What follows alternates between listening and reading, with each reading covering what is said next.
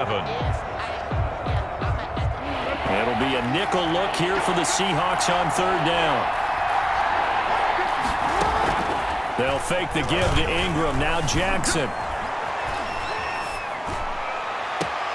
He gets it to Brown. Complete.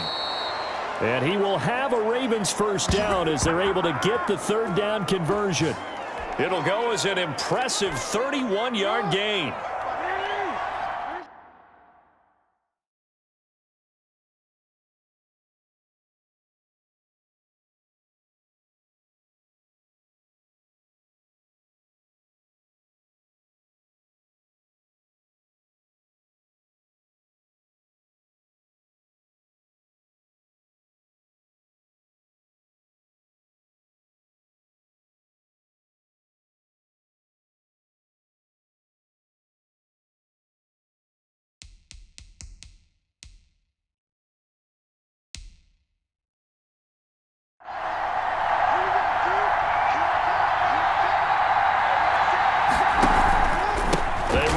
It's Mark Ingram. Stays on his feet.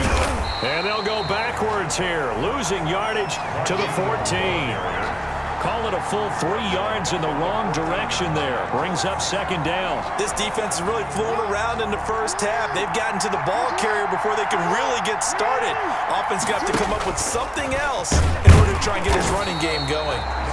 And again, the run defense stout this time. He maybe gets back to the line of scrimmage, but no more. No gain on the play. And it brings up third down.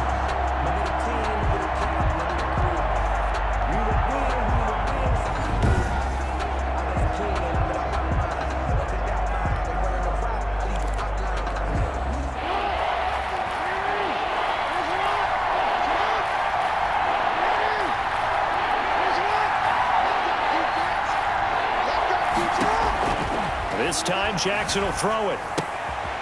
And a quick throw here, that's complete. And he'll work free from one tackle, but that's about all as he's taken down. Good defense holds him to only a yard, and it'll be fourth down. So much about this game is just understanding situations and then having to execute, isn't it? Guard the first down sticks. Don't let them get there. And they rallied and made the tackle. Tucker's kick is good. And the Ravens strike first at 3-zip.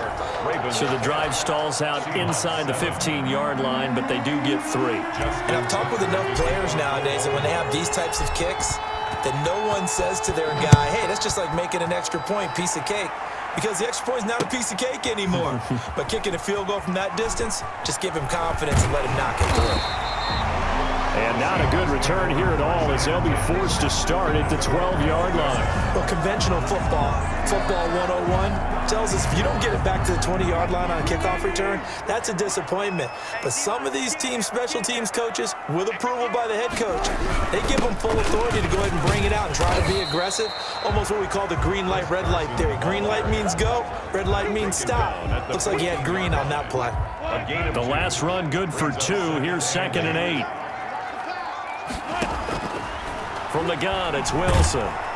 Pressure gets to him, and down he goes. Back at the 4-yard line. Marching in for the sack, Matthew Judon. Well, if an offense is going to throw the ball on this part of the field, any pass rusher will tell you that's his favorite part. Gets a chance to get after the quarterback. It's almost like a reverse red zone. They can create points using their defense, and this time they take their man down. After the sack, they'll come up now 3rd and long. Yeah, I wouldn't be surprised to see them run the ball here just to try and get some... A big seam, and he might go all the way. The 20, 10, and all the way in. Touchdown, Seattle. DK Metcalf, 96 yards. And the Seahawks are going to retake the lead. And I think it's safe to say we won't call many touchdown passes longer than that this year, partner. No, I would agree with that totally. And right now, you're looking at an offensive coordinator. Conservative would not go next to his name. Risk taker, definitely, because he valued the opportunity to create a big play against what could have been disaster if they end up getting sacked or fumbling the ball in the shadow of their own goal line. Taken in the end zone. And ultimately cannot get this out to the 25-yard line as he's dropped at the 23. The Raven offense set at the line for this next drive. And last time they got 3 points, but it was a chip shot field goal. And when you go to the sideline after a chip shot field goal, maybe the offense not too happy. It's a balancing act, isn't it? Because you're exactly right. They're none too pleased that they didn't punch it in for 6 points. But they also have to remember they did put points on the board. 3 points is 3 points. And in this league, you take points when you can get them. Not easily done. To throw again on second down. Jackson. Oh, he's got a man wide open, complete. And they've got it well across midfield down to the 40 before it's all said and done. Coming up at halftime in a little less than 2 minutes, we'll send you to Orlando where Jonathan Coachman is standing by. He'll have highlights and analysis of this first half. Jackson. Give credit to K.J. Wright.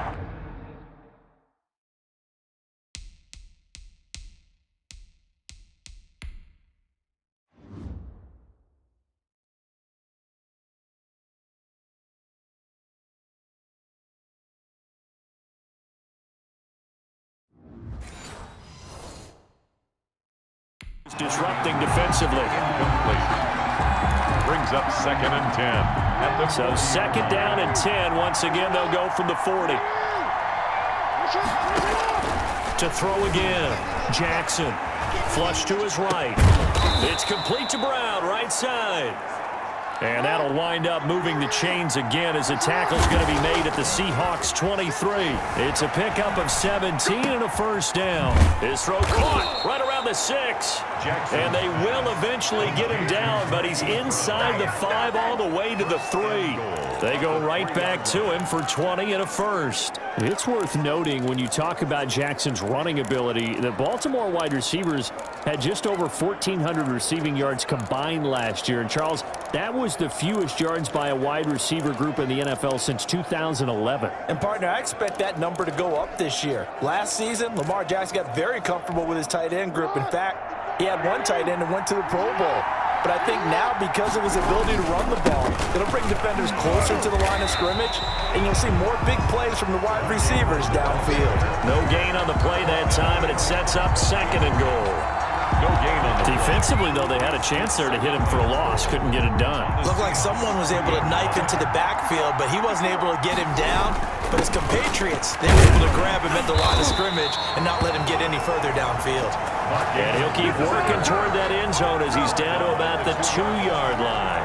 The 2nd down play, not much better than the first, just a gain of 1 there. This Seattle defense, they haven't broken yet. And this is caught. Touchdown, Baltimore. Lamar Jackson hooking up with Mark Andrews. And the Ravens have once again taken the lead. Lining up for the extra point. You get down near the goal line, this is where having a sure-handed tight end becomes a luxury. And it pays off big time, especially when the defense sells out against the run. And he finds himself open for an easy touchdown. 17. Tucker with the extra point. And it's now 17-14. Justin Tucker to kick off for Baltimore.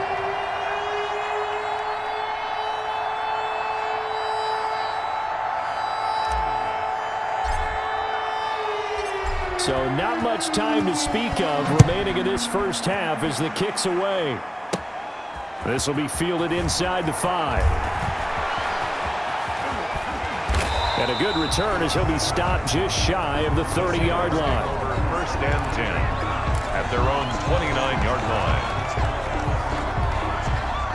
Coming to the line here to begin their next drive, the Seahawks offense. And with time quickly fading here in the 2nd quarter, not sure how aggressively, offensively they want to play this. I think we'll find out just how much they trust their guys in this situation if they decide to take a shot. The intended receiver was DK Metcalf, and that'll bring up 2nd down. On the coverage. Throwing again. Wilson. It got his man complete. And they're going to have this across midfield and inside the 45. So we've hit halftime. All right, hang on. We'll jump over halftime. Ravens 17. Seahawks 14. Jason Myers. The Ravens ready to receive it, and they've got the lead as well as we resume play in the second half. Returning it, Justice Hill. And they will wrangle it down a couple yards shy of the 30. Justice Hill on the return.